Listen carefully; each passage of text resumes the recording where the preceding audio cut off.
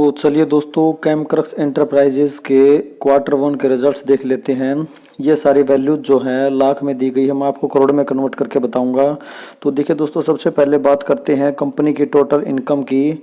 तो देखिए दोस्तों, ये जो रिजल्ट है कंपनी का, ये छोटी सी लगभग 2 पेज की सीट है और स्टैंड एलोन और कंसोलिडेटेड दोनों यही है। क्योंकि बिल्कुल अगर कहा जाए कि 500 करोड़ के आसपास का कंपनी का मार्केट कैप है, 500 करोड़ से भी नीचे ही होगा लगभग, तो एक पैनी कंपनी इसको हम कह सकते हैं। तो इसकी कोई सब्सिडायरी वगैरह नहीं होगी कोई कंपनी, तो इसी वजह से ये दो पेज की सीट है और इसी पे यही जो है ऊपर लिखा भी हुआ है, statement of audited financial results. तो कंसोलिडेटेड कह लो इसको या स्टैंड अलोन कह लो, जो कुछ भी है यही है, आपके सामने है। तो आप यहाँ पर देख सकते हो, अगर बात करें कंपनी की टोटल इनकम की, तो टोटल इनकम जो है अगर बात करें क्वार्टर ऑन क्वार्टर बेसिस पे, तो 20 करोड़ से स्लाइटली इंक्रीज होकर हो चुकी है 22 करोड़। और अगर बात करें वाई ऑन वाई बेसिस पे, तो 27 करोड़ से डिक्रीज होकर हो चुकी है 22 करोड़। तो अगर बात करें कंपनी के एक्सपेंसेस की, कंपनी के एक्सपेंसेस आप देख सकते हो, अगर बात करें क्वार्टर ऑन क्वार्टर बेसिस पे, तो 16 करोड़ से बढ़कर हो चुके हैं 19 करोड़। और अगर बात करें वाई ऑन वाई बेसिस पे, तो 22 करोड़ से कम होकर हो चुके हैं 19 करोड़। यानी एक्सपेंसेस की बात करें तो क्वार्टर ऑन क्वार्टर बेसिस पे एक्सपेंसेस बढ़े हैं and Y on Y basis पे एक्सपेंसेस कम हुए हैं। आइए देख लेते हैं कंपनी का प्रॉफिट फॉर द पीरियड या प्रॉफिट फॉर द क्वार्टर लिखा हुआ है वैसे यहाँ पर। तो कंपनी के प्रॉफिट्स जो हैं क्वार्टर ऑन क्वार्टर बेसिस पे अगर बात करें, तो 3 करोड़ से थोड़ा सा कम होकर हो चुके हैं 2 करोड़। और अगर बात करें वाई ऑन वाई बेसिस पे, तो 4 करोड़ से कम होकर हो चुके हैं 2 करोड़। यानी अगर प्रॉफिट्स की बात करें तो profits quarter on quarter basis पे भी कम हुए हैं and Y on Y basis पे भी कम हुए हैं। तो चलिए अब देख लेते हैं अर्निंग।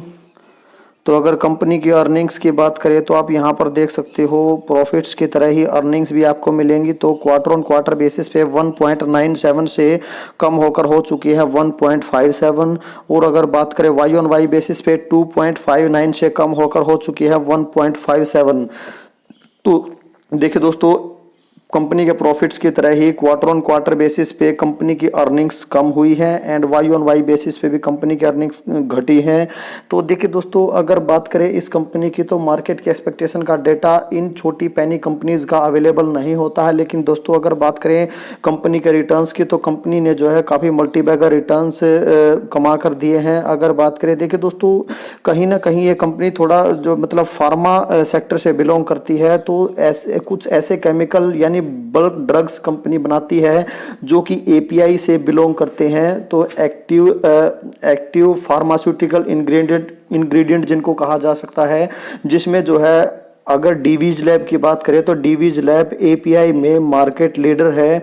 तो ये कंपनी क्या करती है, जैसे डीवीज लैब को एपीआई जो ड्रग्स होते हैं वो बनाकर सप्लाई करती है। तो जब जैसे कोविड आया था, तो कोई महामारी जैसे ही आती है, तो इन कंपनीज को काफ़ी अच्छा फायदा देखने को मिला था। तो डीवीज लैब ने भी काफ़ी अच्छे रिटर्न्स दिए थे। और अगर बात करें जैसे बालाजी एमाइंस की बात करें, अल्काइल एमाइंस की बात करें, तो उसी प्रकार कैमक्रक्स की बात करें, तो जो ये कंपनी जो फार्मा कंपनीज को जो है केमिकल सप्लाई करती हैं, ड्रग्स बनाकर सप्लाई ड्रग्स केमिकल देती हैं, तो जो है इनके प्रॉफिट्स काफ़ी बड़े थे, काफ़ी सेल्स बढ़ी थी।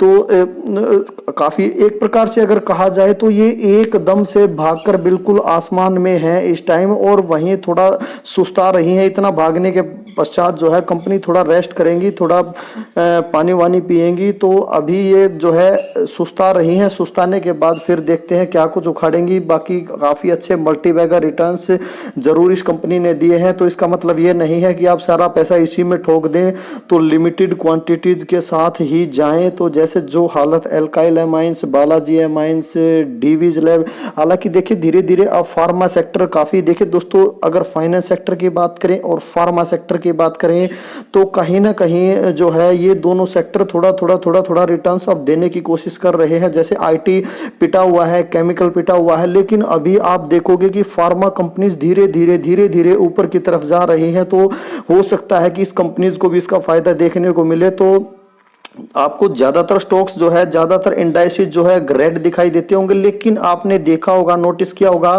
फार्मा सेक्टर जो है हर रोज परफॉर्म कर रहा है। हर रोज फार्मा सेक्टर में, चाहे पूरी मार्केट नेगेटिव परफॉर्म कर रही हो, लेकिन फार्मा सेक्टर की बात की जाए तो फार्मा सेक्टर धीरे धीरे ऊपर की तरफ जा रहा है। तो वैसे काफ़ी, अगर मार्केट के दिग्गज एनालिस्ट की बात की जाए तो वो फाइनेंस और फार्मा सेक्टर को लेकर स्पेशली काफ़ी बुलिश है। अगर शॉर्ट टर्म की बात की जाए तो बाकी आप अपने रिसर्च के हिसाब से काम कर सकते हैं। तो स्मॉल, वेरी स्मॉल वेटेज के साथ आप इसमें जाना चाहिए, तो आपके छोटी सी अमाउंट को ये काफ़ी बड़ा बनाने की हिम्मत रखती है कंपनी। तो इससे ज़्यादा और क्या कहूँ मैं आपको। तो ओके, थैंक यू दोस्तों।